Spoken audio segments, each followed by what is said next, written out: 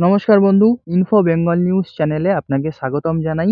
Post অফিসের একটি জনপ্রিয় প্ল্যান যেটি এপিওয়াই অর্থাৎ অটল পেনশন যোজনা, সেই যোজনাটা নিয়ে আজকে এই ভিডিওর মাধ্যমে আপনাকে শেয়ার করব। যেখানে আপনি মাসে ৫,০০০ টাকা পর্যন্ত পেনশন পেয়ে যাবেন এবং আপনি ভিডিওর মাধ্যমে জেনে নিন আসলে অটল পেনশন যোজনাটি কী রয়েছে, আর আপনি যদি আবেদন করতে চান তাহলে কিভাবে আপনি আবেদন করবেন। তো প্রথমেই যেটি বলতে হবে তা হলো যে আপনি চাকরি না করেও প্রতি মাসে একটি নির্দিষ্ট পরিমাণের পেনশন পেতে পারেন। সেই সমস্ত লোক যে সমস্ত লোক চাকরি করে না, ছোটোখাটো কাজকর্ম করে এবং তারা জীবনযাপন করে, তাদের উদ্দেশ্যে কেন্দ্রীয় সরকারের পক্ষ থেকে অটল পেনশন যোজনা শুরু করা হয়েছিল। এই প্রকল্পের অধীনে আপনি ৬০ বছর বয়স পূর্ণ হয়ে যাওয়ার পর মাসে মাসে পেনশন পাবেন। অটল পেনশন যোজনায় কী সুবিধা রয়েছে, কারা কারা আবেদন করতে পারবেন, কত টাকা আপনাকে বিনিয়োগ করতে হয়, কিভাবে আবেদন করবেন, পুরোটা আপনি জেনে নিন এই ভিডিওর মাধ্যমে। অটল পেনশন যোজনা দ্বারা সরকারি চাকরি বা কোনো স্বীকৃত সংস্থায় চাকরি না করা ব্যক্তিদের পেনশন প্রদান করা হয়ে থাকে। এই প্রকল্পটি সর্বপ্রথম ১লা জুন ২০১৫ সালে ভারত সরকার দ্বারা শুরু করা হয়েছিল। এখন থেকে পেনশন পাওয়ার জন্য আপনাকে নির্দিষ্ট পরিমাণ অর্থ ধারাবাহিকভাবে বিনিয়োগ করতে হবে। এরপর আপনার যখন ৬০ বছর বয়স পূর্ণ হয়ে যাবে তখন আপনি মাসে মাসে ১,০০০ থেকে শুরু করে ৫,০০০ টাকা পর্যন্ত পেনশন পেতে থাকবেন।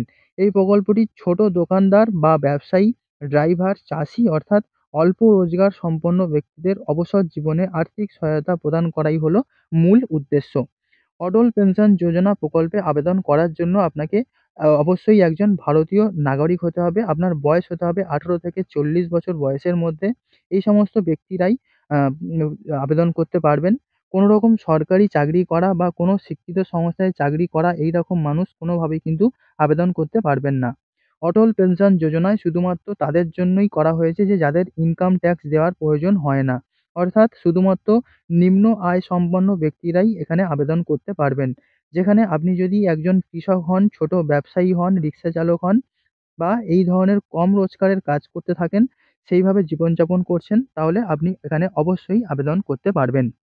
অটল পেনশন যোজনা প্রকল্পের সাবস্ক্রাইবার হওয়ার পর আপনাকে ধারাবাহিকভাবে একটি নির্দিষ্ট পরিমাণ অর্থ বিনিয়োগ করতে হবে। এরপর আপনার যে নির্দিষ্ট একটি পরিমাণ যে বিনিয়োগ করছেন তারপর ৬০ বছর পূর্ণ হয়ে গেলে প্রতি মাসে আপনি পেনশন পেয়ে যাবেন। এখানে ৳১,০০০, ৳২,০০০, ৳৩,০০০, ৳৪,০০০ এইরকম একটি পেনশনের স্লট রয়েছে। যখন আবেদন করবেন তখন আপনার পছন্দ মতো পেনশনের পরিমাণ আপনাকে বেছে নিতে হবে। এখানে বেশি পেনশনের জন্য বেশি টাকা আপনাকে বিনিয়োগ করতে হবে। কত টাকা বিনিয়োগ করলে কত টাকা পেনশন পাবেন সেটি একটি ছক বা সেটির একটি উদাহরণ আমি আপনাকে বলে দেবো। এই প্রকল্পের অধীনে আপনি একাধিক সুবিধাও পেয়ে যাবেন। আপনি চাকরি না করেও ৬০ বছর বয়স পর্যন্ত নিয়মিত পেনশন পেতে পারেন। ৬০ বছর পূর্ণ হবার ঠিক আগেই এরকম তার যদি সেই সময় থাকেন তাহলে এই প্রকল্পটিকে আপনি বন্ধও করে দিতে পারেন। আপনি আপনার পরিবার বা আপনার প্রিয় কাউকে নমিনি হিসেবে রাখতে পারেন। এছাড়া বেশ কিছু সুবিধা রয়েছে যেগুলি আপনি এখন শুনে নিন।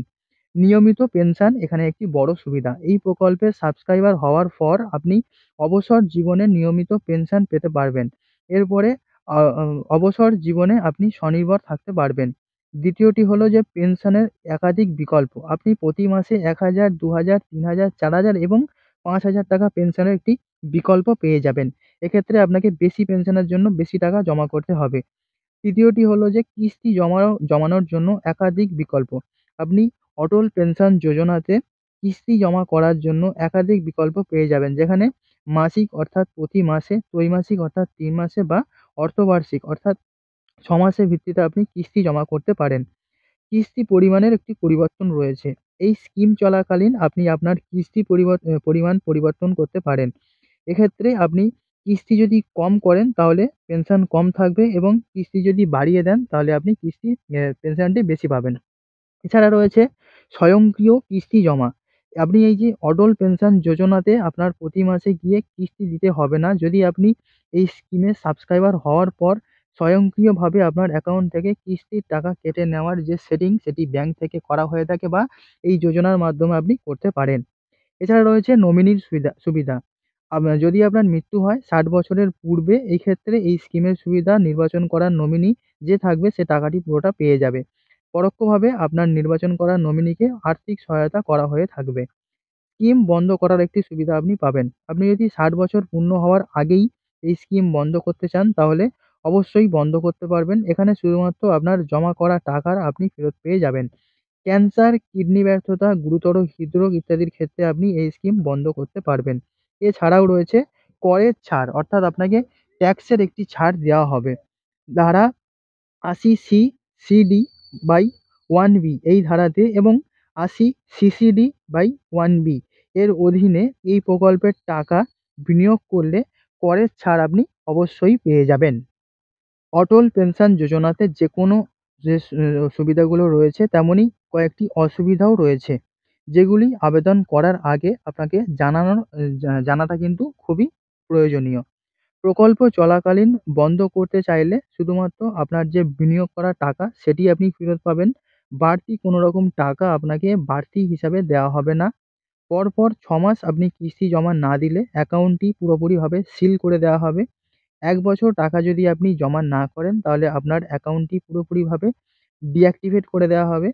আপনি যদি কর্মচারীদের ভবিষ্যৎ তহবিল এবং বিবিধ আইন 1952 যেটা ইপিএফ অর্থাৎ এমপ্লয়িজ প্রভিডেন্ট ফান্ড, কয়লা খনি প্রভিডেন্ট ফান্ড এবং বিবিধ আইন ১৯৪৮, siemens provident fund act 1966, Assam চা বাগান ভবিষ্যৎ তহবিল এবং পেনশন তহবিল স্কিম আইন ১৯৫৫, জম্মু ও কাশ্মীর কর্মচারী ভবিষ্যৎ তহবিল আইন ১৯৬১ বা অন্য কোনো সংবিধিবদ্ধ সামাজিক নিরাপত্তা প্রকল্পের উপভোক্তা হন, তাহলে আপনাকে আবেদন করতে কিন্তু দেওয়া হবে না।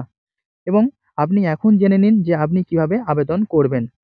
আপনারা যেকোনো সরকারি ব্যাংক বা বেশ কিছু প্রাইভেট ব্যাংকে গিয়ে অটল পেনশন যোজনার জন্য একটি আবেদন করতে পারবেন। আবেদন করার জন্য আপনাকে নিকটবর্তী ব্যাংকের শাখায় আ একটি অ্যাকাউন্ট খুলতে হবে, যেখানে কিস্তির টাকাটা কাটা হবে।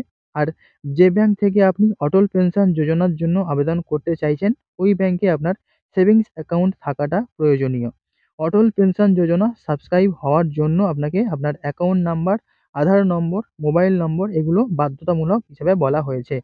আবেদন করার সময় আপনাকে অ্যা কিস্তির টাকার কিস্তির যে টাকা থাকবে সেই টাকাটি কাটার যে তারিখ এবং আবেদন করার সময় সেটি মাসিকভাবে কি ত্রৈমাসিকভাবে বা অর্ধবার্ষিক হিসাবে দিতে চান সেটি নির্বাচন করতে হবে।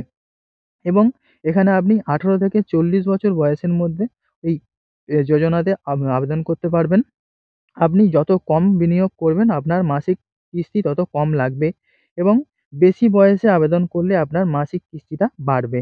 এছাড়া যদি আপনি মাসিক কিস্তি দেন তাহলে আপনার কম টাকা লাগবে এবং ত্রৈমাসিক বা অর্ধবার্ষিক কিস্তি দেন সেক্ষেত্রে আপনার টাকাটা বেশি লাগবে।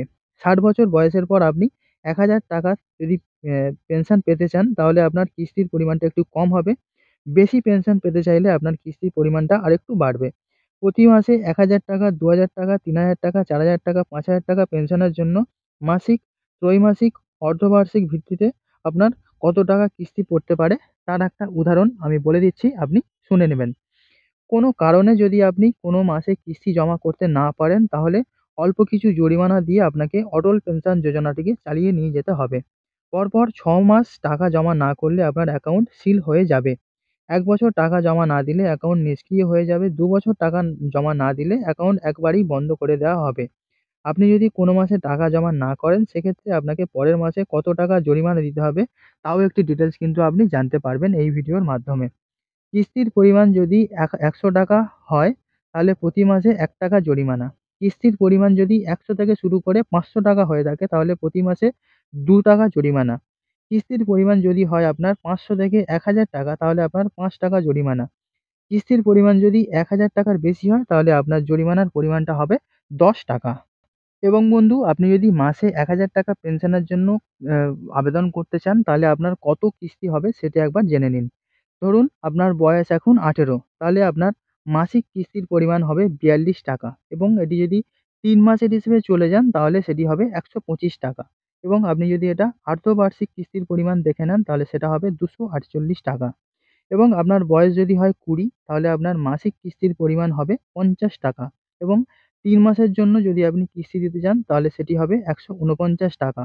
আর ৬ মাসের যদি হিসাবে আপনি কিস্তির পরিমাণ হিসাব করেন তাহলে আপনার সেটি দাঁড়াবে ৳২৯৫ এবং যদি আপনার এই বয়স হয় ২৫ তাহলে আপনার মাসিক কিস্তি হবে ৳৭৬। যদি সেটা ৩ মাসের হিসাবে দেন তাহলে সেটি হবে ৳২২৬ এবং ৬ মাসের হিসাবে যদি আপনি কিস্তি জমা করেন তাহলে সেটি হবে ৳৪৪৯। এরকম একই হিসাবে যদি আপনার বয়স হয় এখন ৩০ তাহলে আপনার মাসিক কিস্তি হবে ৳১১৬। ৩ মাসের জন্য আপনার যে কিস্তি তা হবে ৳৩৪৬ এবং ৬ মাসের জন্য যে কিস্তি সেটি হবে ৳৬৮৫। এই হিসাবে আপনার যদি বয়স হয় এখন ৩৫ তাহলে আপনি প্রতি মাসে ৳১৮১ করে জমা করবেন। ৩ মাসের হিসেবে দেখতে গেলে আপনাকে জমা করতে হবে ৳৫৩৯ এবং ৬ মাসের হিসেবে দেখতে গেলে আপনাকে জমা করতে হবে ৳১০৬৮। এই একই হিসাবে আপনি যদি ৩৯ বছর যে হিসাব হয় অর্থাৎ আপনার যদি বয়স হয় এখন ৩৯ তাহলে আপনার মাসিক কিস্তি পড়বে ৳২৬৪।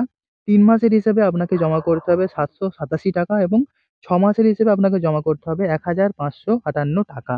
এই ছিল বন্ধু হিসাব, যেখানে আমি আপনাকে একটি গ্রাফ বুঝিয়ে দিলাম। যেই হিসাবে আপনাকে বুঝতে হবে যে আপনি কত টাকা জমা রাখলে কত বয়স হলে আপনি কত টাকা করে পেনশন পেতে পারেন।